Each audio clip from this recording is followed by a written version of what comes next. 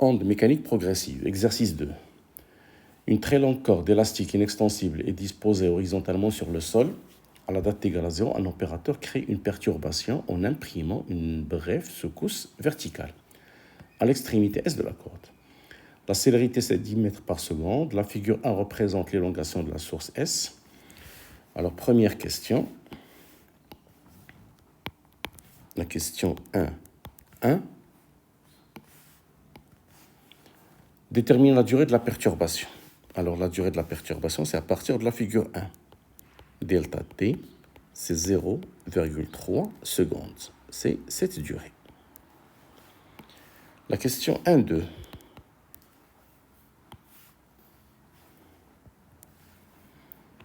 Alors, la question 1.2, déduire la longueur de la perturbation. Alors, la longueur de la perturbation, c'est à partir de la vitesse. C'est la longueur de la perturbation sur la durée de la perturbation. Donc, la longueur de la perturbation égale V fois la durée. La vitesse, c'est 10 mètres par seconde. La durée, c'est 0,3. Donc, la longueur de la perturbation, c'est 3 mètres. C'est la distance entre le front et la queue de l'onde. Question 3. Alors, 1.3. Quelle est la durée de taux qui sépare l'émission de S et son réception en P? C'est-à-dire, c'est le retard temporel de P par rapport à S. Alors, le retard, c'est la distance SP sur la vitesse. La distance SP, c'est 4 mètres. Alors, la vitesse, c'est 10. Donc, le retard de P par rapport à S, c'est 0,4 secondes. C'est-à-dire que P va commencer à t égale à 0,4. Et puisque la durée de la perturbation, c'est 0,3, donc il va terminer à 0,7. La question 4. Tracer l'allure de l'élongation de P. Alors, on va tracer cette allure sur le même graphe que celui de S. Donc, on va copier cette image.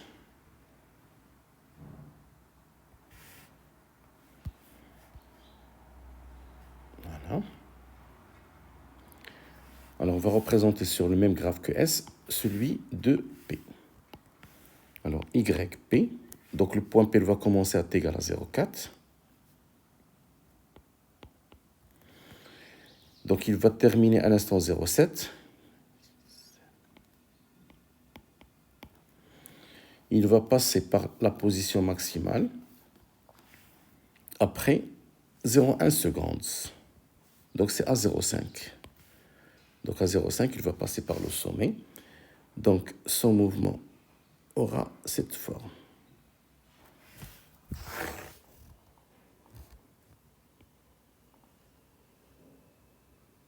Voilà. Avant 0,4, il était immobile. Et après 0,7, il va rester immobile. Voilà, c'est l'élongation P. C'est une translation du mouvement de S en P. Alors, question 5. Déterminer parmi les propositions suivantes là où les relations justes entre P et S, entre les élongations de P et celles de S. Alors, on va prendre un axe de propagation. Ici, c'est la source. Ici, c'est le point P. Alors, un mouvement qui se fait en AS à un instant T, il sera refait par P à l'instant T plus tôt. Ou bien un mouvement qui sera fait par P, qui se fait par P à un instant T, il a été déjà fait par S à l'instant T moins tôt. Donc, l'élongation de S à l'instant T, c'est l'élongation de P à l'instant T plus tôt. Et l'élongation de P à l'instant T, c'est l'élongation de S à l'instant T moins tôt.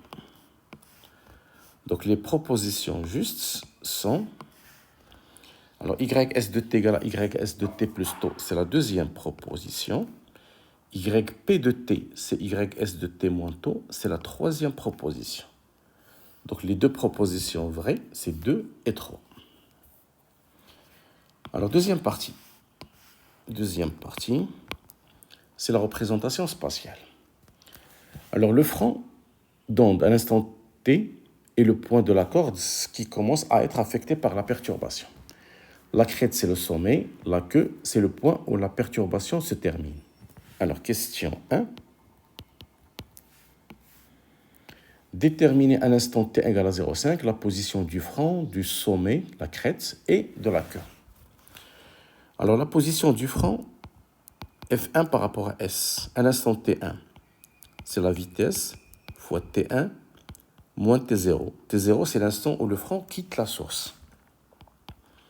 Donc, c'est 10 fois 0,5 moins 0, alors ça fait 5 mètres. Après, la position de la crête, c'est la vitesse fois l'instant T1 moins l'instant où la crête va quitter la source. Alors, la crête quitte la source à l'instant 0,1. Donc, moins 0,1.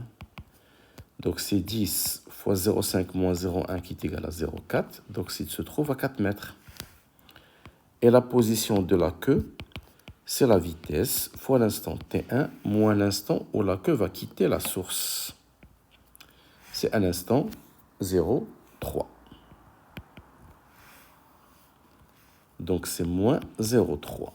Alors, ça fait 10 fois 0,5 moins 0,3 qui est égal à 0,2.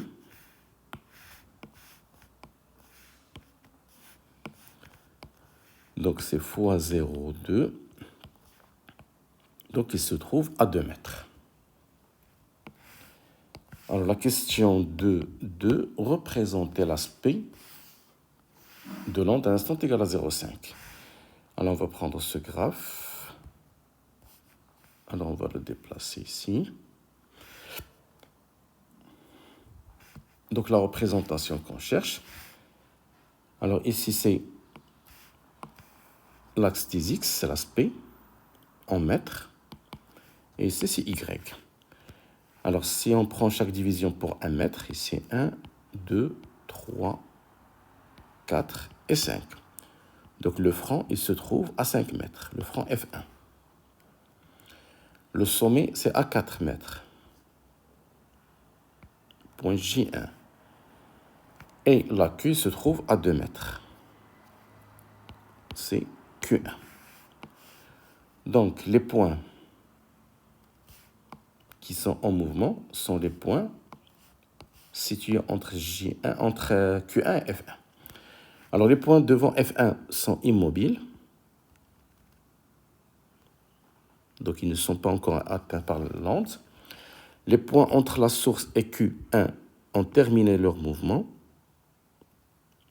Et la vibration sera entre Q1 et J1, comme ça. Et entre J1 et F1, comme ça. Voilà. Alors, le sommet se trouve à 3 mètres. Donc, ici, c'est à 3 cm plutôt, bien 3 cm. Donc, ici, c'est 3 cm. Alors, question 2, 3. Déterminer à l'instant égal à 0,5 les points qui ont un mouvement vers le haut et les points qui ont un mouvement vers le bas. Donc, si on prend la représentation de l'onde à l'instant égal à 0,5, alors la représentation qu'on vient de tracer, bon, il était de cette forme.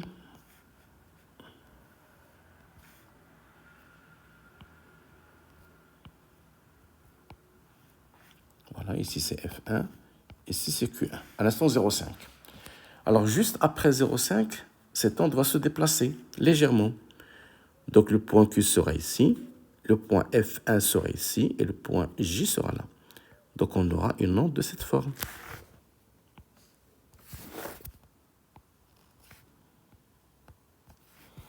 Donc, chaque point va changer sa position d'une façon verticale. C'est une onde transversale. Donc, les points qui se trouvent sur cette phase, ils vont descendre. Et les points qui se trouvent sur cette phase vont monter. Donc, les points qui ont un mouvement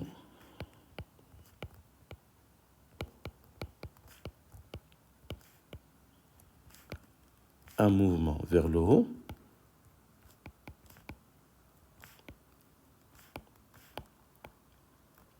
sont les points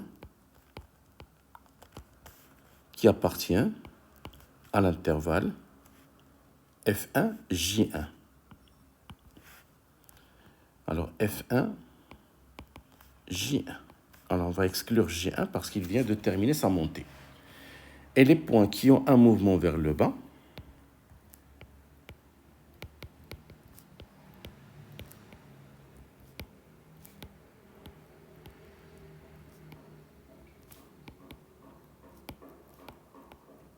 sont les points qui appartiennent à l'intervalle J1, Q1. On exclut Q1 parce qu'il a terminé son mouvement. Et voilà.